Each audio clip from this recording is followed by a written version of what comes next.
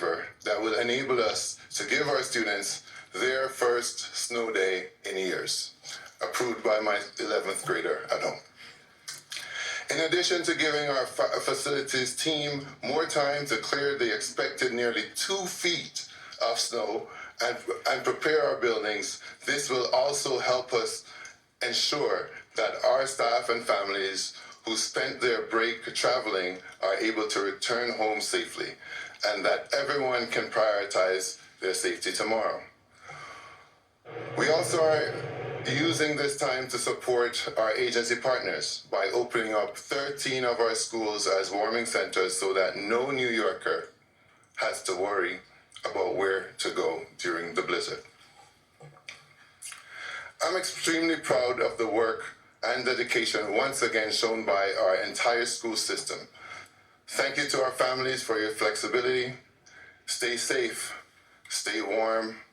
I, for one, on brand, might be watching Cool Runnings or something like that, considering the Winter Olympics. And we will see you soon when schools reopen.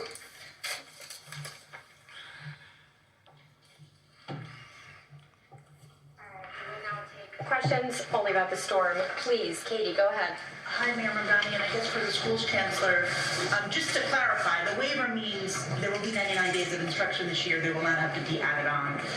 Is that correct? Yes, and that the city will not have to pay a fiscal penalty. And is there any indication about whether this would extend into Tuesday, or if there would be remote school on Tuesday if conditions continue? I know things are supposed to warm up by Wednesday, but I don't know if the school's chancellor wants to talk about if perhaps there would be a second day or they would get to remote. At this time, what we're able to share is about our plans for Monday. However, we're going to be doing everything within our power across all of city government to respond to the storm as quickly as possible. Miles. You don't know what it is to have a 16-month-old at home with no daycare. Awful. Can you talk to us about, there's been this controversy over the snow laborers and the sort of what some see as onerous need to have documentation. Can you just talk about if that's new and what you make of the controversy? This is all long-standing. This is a long-standing program and long-standing requirements, and this is a way that New Yorkers get paid to shovel snow in assistance with the city's response to a winter storm event. Federal law requires that employers get authorization and documentation to pay people for their work. We are not allowed to just cut checks to individuals for their work. And these are the policies that we've had in place, but I understand that for many it's the first time that they've ever heard about it. Thanks, Miles. Amanda, go ahead. And just before we go, I'm sorry, brother, if you wouldn't mind turning off the flash, it's a bit blinding. Thank you. I have no flash. Thank you. Hi, Mayor. Just following up on my question for yesterday regarding the snow shovelers. Any word on the compensation? That's my first question. And secondly, we saw the death toll from the last snowstorm. How are you ensuring that if all homeless New Yorkers are, back in shelters? So I'll start with your first question and I'll go into your second one. So the starting pay for emergency snow shovelers is about $19 an hour. After they work 40 hours through a week, that then increases to about $28 an hour. And thanks to the work of DSNY and so many others, we have expanded the pool of emergency snow shovelers. In the previous storm, we were looking at about 500 emergency snow shovelers. Now that pool has expanded to about 1,400. And you heard the commissioner say about plans for how the first 1,000 of them are going to be deployed between this evening and tomorrow morning. And for our approach during this weather to homeless New Yorkers, we have put our city in an enhanced code blue. Now, what that means is that not only are we going to be rerouting all 311 calls regarding homeless New Yorkers in need of assistance to 911, but we are also opening up 22 warming buses, 11 H&H warming spaces, 13 DOE warming centers, as you heard from the Chancellor, and we are also critically keeping our on-point overdose prevention centers open overnight through the blizzard. That's both for this evening as well well as Monday evening. The reason that I highlight that as being so critical is a number of New Yorkers in the prior storm and in the prolonged Arctic spell after that lost their lives due to a preliminary indication of overdose related. And so to have these centers open overnight through extended hours they would typically have, it's critically important as to getting homeless New Yorkers inside.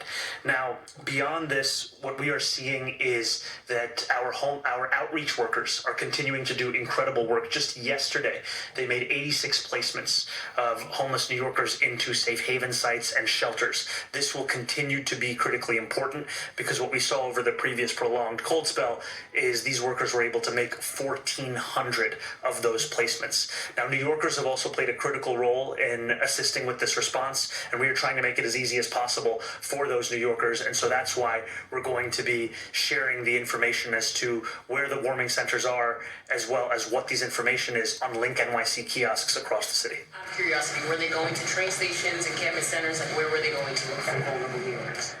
Outreach workers are going across the 5 boroughs. They are traversing it 24/7. They are looking both at sites where homeless New Yorkers are known to be, as well as just going through across our streets, as well as the work that DHS has done to communicate with our partners who are running shelters to be on the lookout outside and in the surrounding area to bring homeless New Yorkers inside. Thanks, Amanda. Timmy, go ahead. Question about the travel ban. How would we enforce it? What are the penalties for people who are calling out? So the focus here is not on punishment or penalty. The focus rather is on compliance. You know, the last time around in 2017, New York City anticipated a blizzard. It did not come to pass. And so I know for many New Yorkers, sometimes it may seem as if this weather is never actually going to be that bad. However, we only have to look at the year prior to that in 2016 to see what a blizzard is like. And I can tell you on Friday, the weather indication said 3 to 4 inches, then 6 to 8, then 13 to 17. Then 18 to 21, now 18 to 24 with certain parts of our city expecting up to 28 inches of snow. If it comes to pass as is predicted, this will put this snowfall into the top 10 snowfall events in the history of New York City. That is what we are looking at. And so the reason we have enacted a travel ban is to ensure that we are keeping New Yorkers safe, keeping them warm, and keeping them at home. And we are going to obviously have exemptions for first responders, and New Yorkers can go to 311, they can call to find out the entire list. But if you do not have an emergency to leave your home, the bottom line is to stay home and stay safe. Thanks. Getting people to pull over, what are the logistics?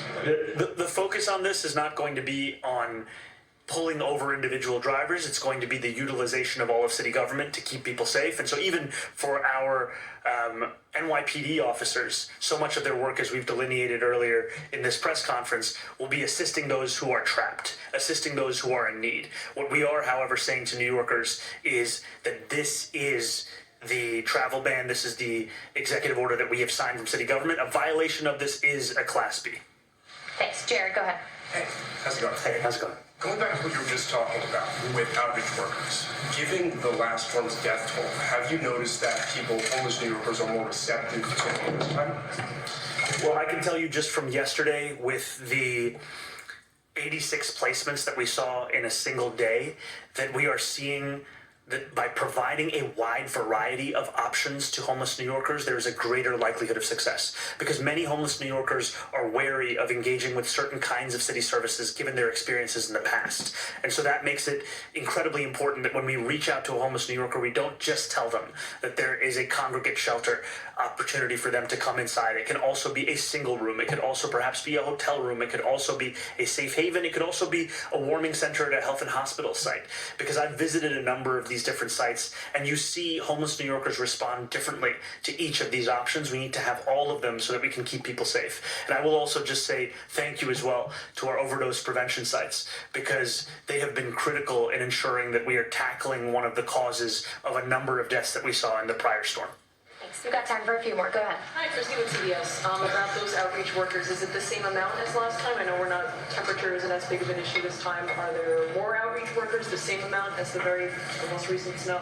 And also trash removal is a big complaint for New Yorkers. Is there any sort of change with getting trash removed sooner, more trucks, any other changes since last time?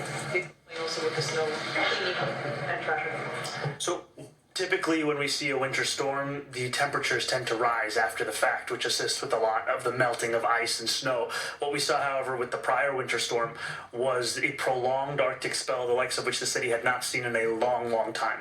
And so that actually resulted in the city needing to set up a number of melting sites. We had them in each borough. We actually still have one site still running right now. However, with this blizzard, while it is expected to be increased amounts of snowfall, we are anticipating a better weather forecast in the days that follow. We're looking at the potential of 40 degrees on Wednesday or Thursday. Also being in late February, the effect of the sun is actually far more helpful than it was about a month ago.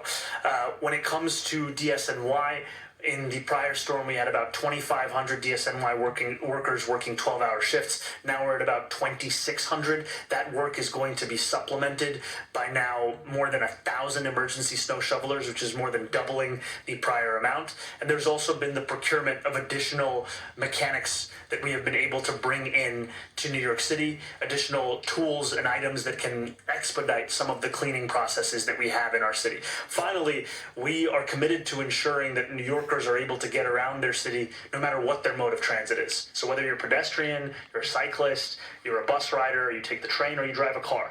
And so as part of that, we have also expanded our geotagging of a number of sites across the city, including unsheltered bus stops and sidewalks and crosswalks, to ensure that we have a better reading of what the response has been.